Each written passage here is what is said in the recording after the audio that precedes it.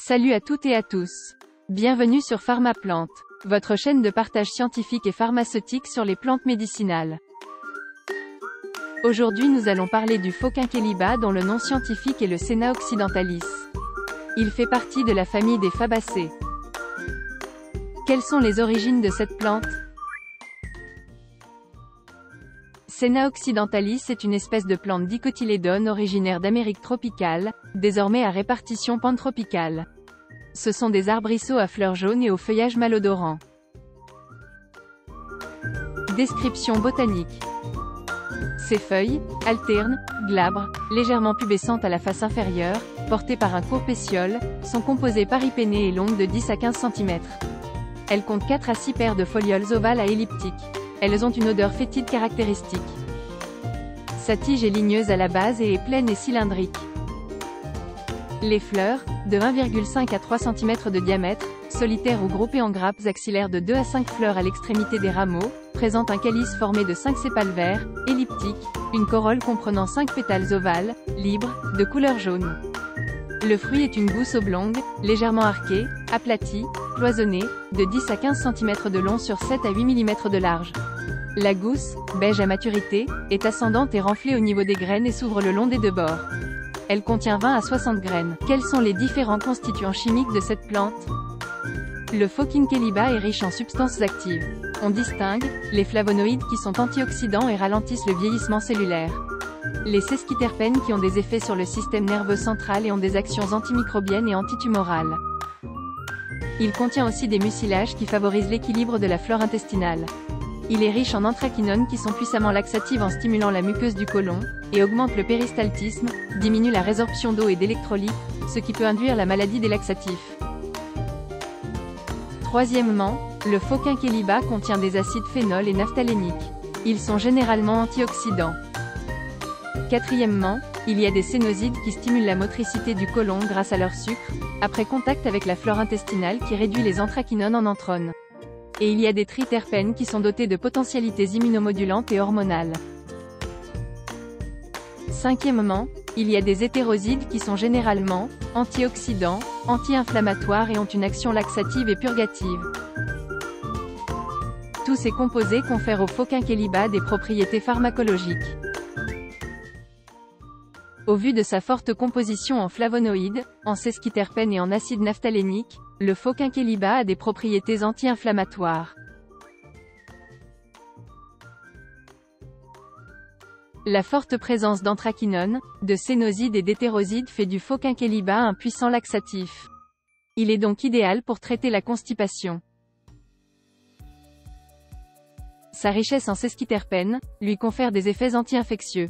Ainsi, il a une action antiparasitaire contre les parasites causant le paludisme. Donc il est antipaludéen.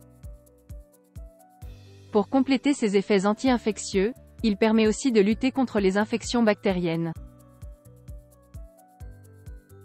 Pour finir, il permet aussi de lutter contre les champignons. C'est-à-dire qu'il a des effets antifongiques. Voici quelques recettes de phytothérapie, réalisables avec le Phoquinqueliba. Première recette, recette contre le paludisme. En cas de paludisme, on peut consommer le Phoquinqueliba sous forme de tisane. Pour cela, prenez une poignée de feuilles fraîches, ou une cuillère à café de feuilles séchées. Ensuite, ajoutez de l'eau et mettre à ébullition pendant 10 minutes, laissez infuser avant de filtrer la préparation.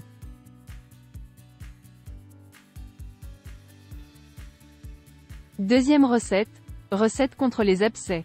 Ici, prenez quelques grammes de poudre de Phoquinqueliba et ajoutez un peu d'eau.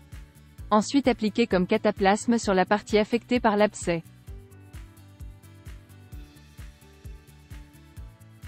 Troisième recette, succédané du café. La graine détoxiquée par torréfaction de Phoquinqueliba peut se consommer comme café. Les succédanés de café sont des plantes ou fruits de plantes utilisés en torréfaction pour remplacer le café, généralement car ils sont moins onéreux mais également ils ne contiennent pas de la caféine. Au passage, n'oubliez pas de vous abonner à la chaîne pour plus de recettes à base de plantes médicinales. Tout comme le Quinqueliba connu sous le nom scientifique de Combretum micranthum et qui est très utilisé aussi en Afrique de l'Ouest, Le Phoquinqueliba est aussi disponible sur le marché sous forme de feuilles séchées, de thé et de poudre. Nous allons finir en parlant de la toxicologie de la plante. En cas de prise prolongée ou régulière et de surdosage, le Phoquinqueliba peut causer des crampes abdominales, des hépatites toxiques et des diarrhées profuses. Le Phoquinqueliba peut également entraîner une présence de sang, hématurie, et d'albumine, albuminurie, dans les urines, ainsi que leur coloration en jaune ou en rouge-brun, ce dernier cas étant néanmoins sans danger. Il peut être aussi à l'origine d'une possible perte de potassium qui peut occasionner des troubles du rythme cardiaque, ainsi qu'une faiblesse musculaire. Le Phoquinqueliba ne doit pas être pris en même temps que d'autres plantes médicinales à capacité laxative, comme la bourdaine. Il ne doit pas aussi être pris en même temps que le cascara.